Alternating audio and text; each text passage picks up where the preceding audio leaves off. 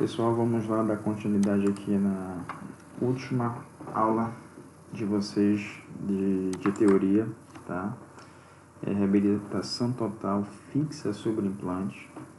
Então, vocês têm cirurgia avançada na implantodontia, vocês têm o overdenture e reabilitação total fixa sobre implantes. São os três assuntos que vocês precisam agora ter calma, estudar bem legal para essa última prova de vocês. Beleza? Vamos lá, pessoal. Então, vamos lá. A maioria dos portadores de próteses totais vivem insatisfeitos com os resultados obtidos nesse tipo de reabilitação. Por que eu coloquei isso aqui, pessoal? Na realidade é assim, a grande maioria, na realidade, se todos pudessem fazer implante, tenho certeza que fariam, né? Ninguém fica satisfeito com uma prótese total, superior ou inferior. Tanto que, tudo bem, tem alguns que podem ter um pouco de medo de cirurgias e não querem fazer, enfim. Mas quando a gente abre vagas para cursos, né, chove de gente, né, querendo fazer o procedimento, porque em curso normalmente é mais barato. Então, assim, colocando pensando, assim, realmente grande parte das pessoas não estão insatisfeitas com o resultado, né, da prótese. Querem alguma coisa mais segura na boca, né?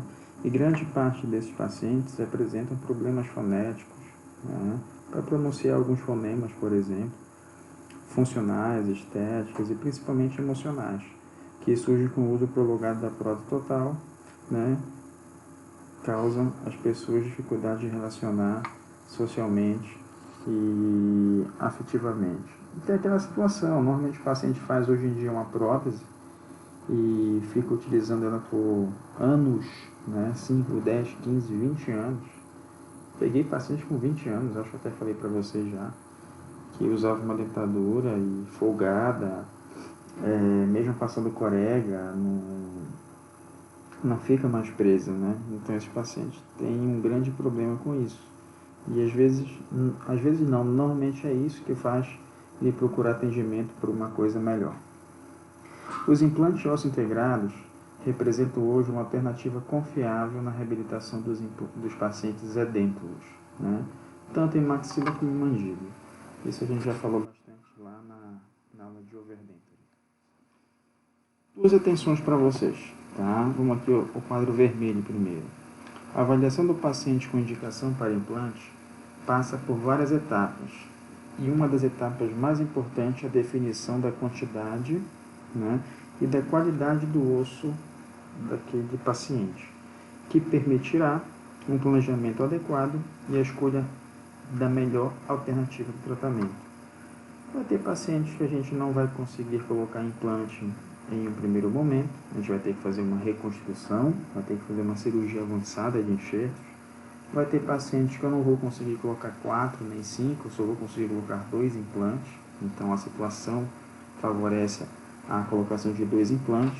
Vai ter casos que eu tenho osso à vontade para fazer um protocolo perfeito de livro para publicar, só que o paciente não tem custo, não tem dinheiro, né? Ele não consegue custear esse valor, enfim. Então primeiro tem que fazer essa abordagem, né?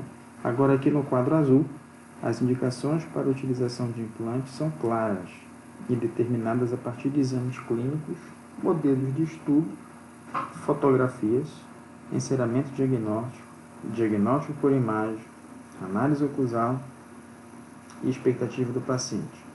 Também são fatores determinantes para o sucesso a longo prazo, né, dos implantes. Então, praticamente esse quadro aqui está falando tudo a respeito ao semestre de vocês, desde lá do início da primeira aula até agora, até o final agora dessa aula. As opções reabilitadoras, né? As classificações. Então a gente tem dois tipos: as dentogengivais e as dentais. Vamos primeiro aqui às dentogengivais.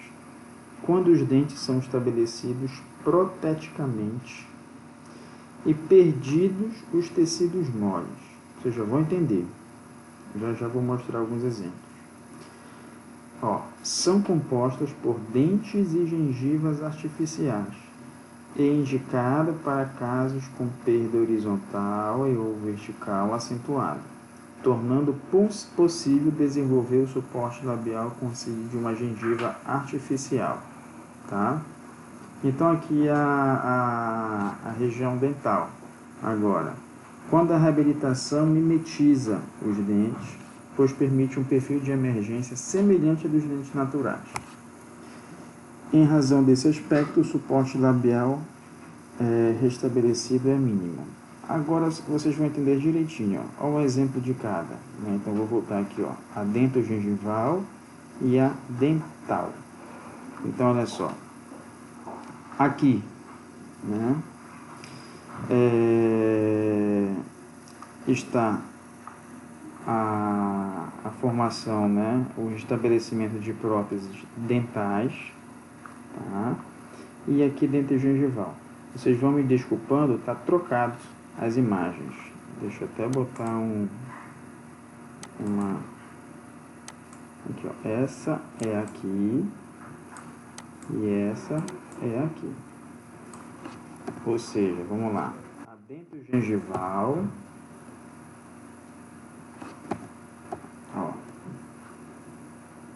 a dentogengival é uma prótese que tem dente e gengiva. Então vamos lá, a imagem aqui. Ela é aqui, tem dente e gengiva na prótese.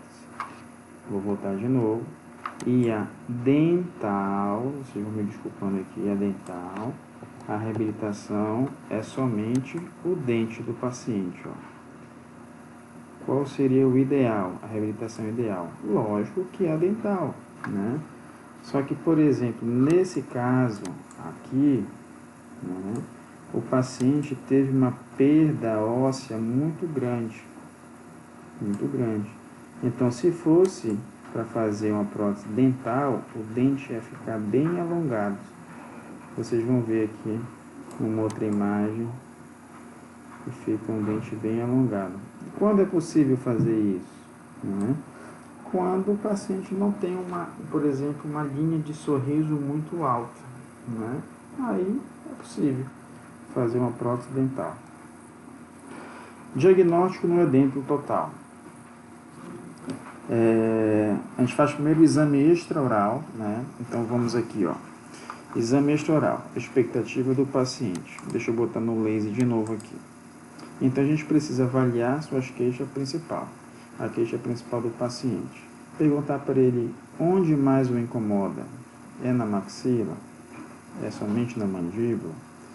Precisamos entender as condições financeiras do paciente, né? E examinar a face do paciente, verificar o suporte labial dele, verificar a linha do sorriso dele, né? E além de solicitar os exames, né, para eu avaliar. Então, eu vou resumir aqui para vocês, tentem entender aí. Eu vou tentar narrar aqui um paciente que chega comigo no consultório.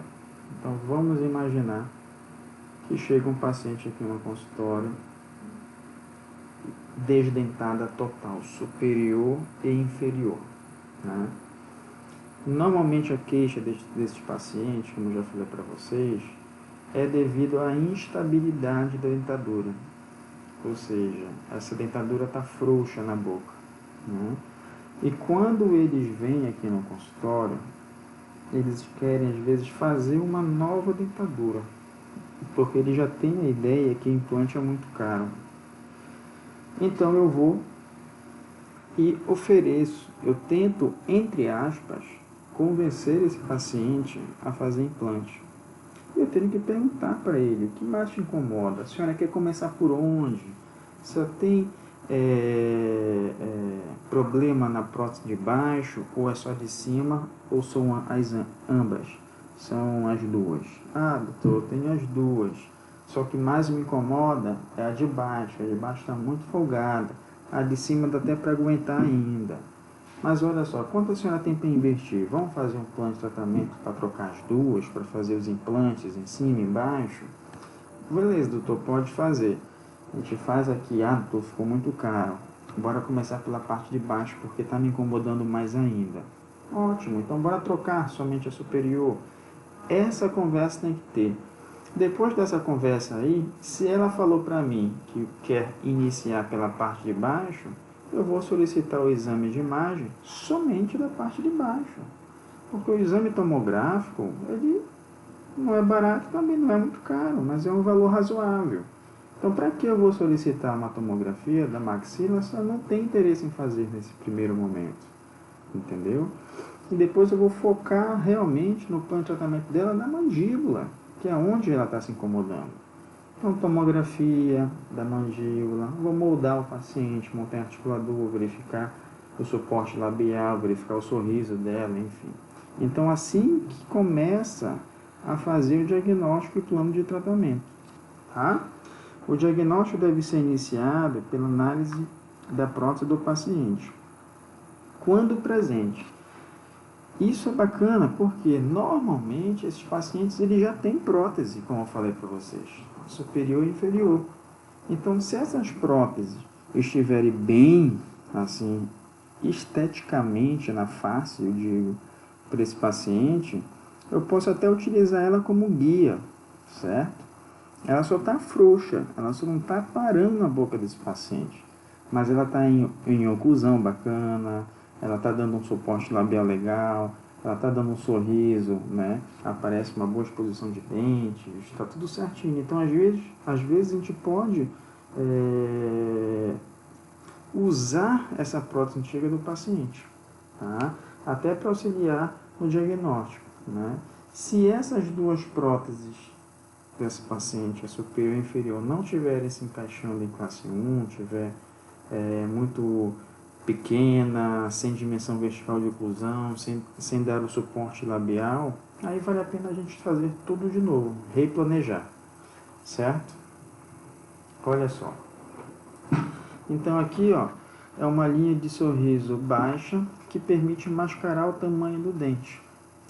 Nesse caso, se essa paciente tem uma deficiência osso no sentido vertical, eu posso até fazer uma prótese apenas dental, sem gengiva artificial, porque não vai aparecer. Então pode ficar um dente alongado aí que não vai aparecer, entendeu?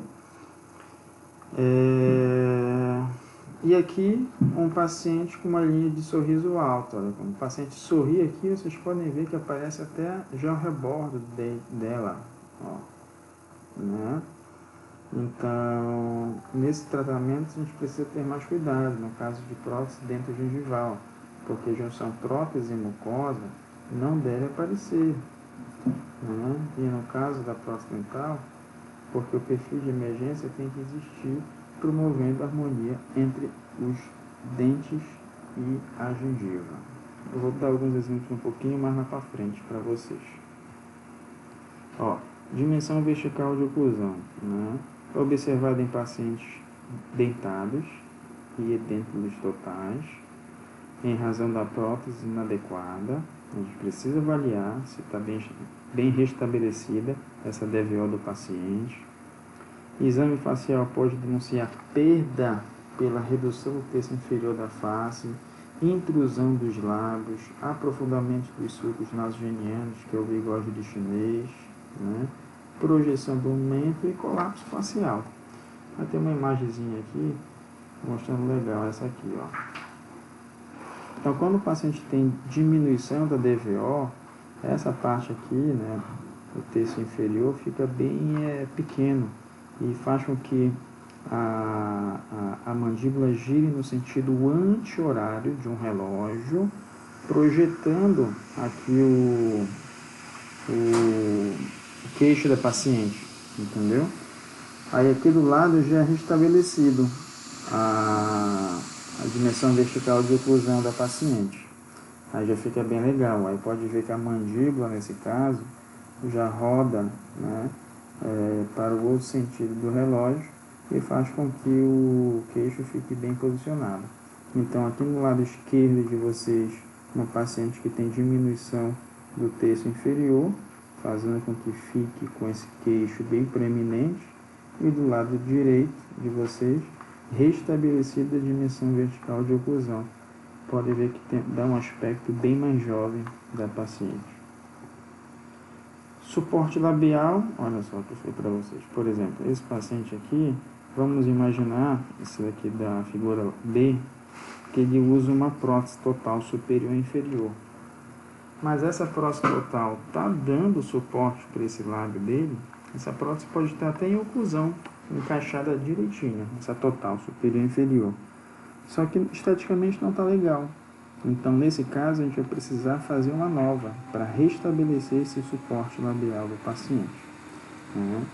O suporte labial e da musculatura orbicular dos lábios é determinado pela posição fisiológica e estética dos dentes superiores e pelo processo alveolar do osso maxilar.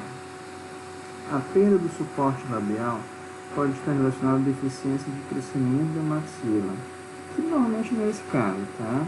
Mas aí são as possibilidades. Atresia maxilar e grande defeito ósseo no rebordo alveolar, na região correspondente aos dentes anteriores, decorrente da perda dos dentes. Isso aqui assim, não sei se alguém de vocês tem conhecimento, mas tem pacientes que tem essa retrusão da maxila. A maxila é para trás por um processo ósseo, né? E a mandíbula às vezes é para frente também pelo crescimento mandibular. Nesses casos, a gente precisa fazer o que para restabelecer isso? A cirurgia ortognática.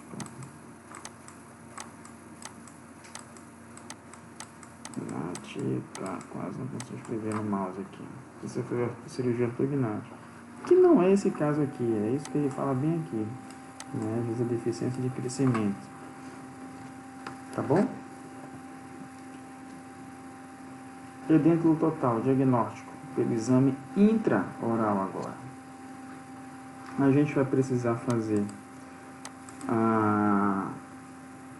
identificar patologia ou alterações, cistos, raízes residuais, hiperplasias fibrosas, inflamatórias, ou seja, aqui nesse paciente ele chega no consultório, desdentado total, desdentado inferior, porém tem um resto radicular cariado aqui, né?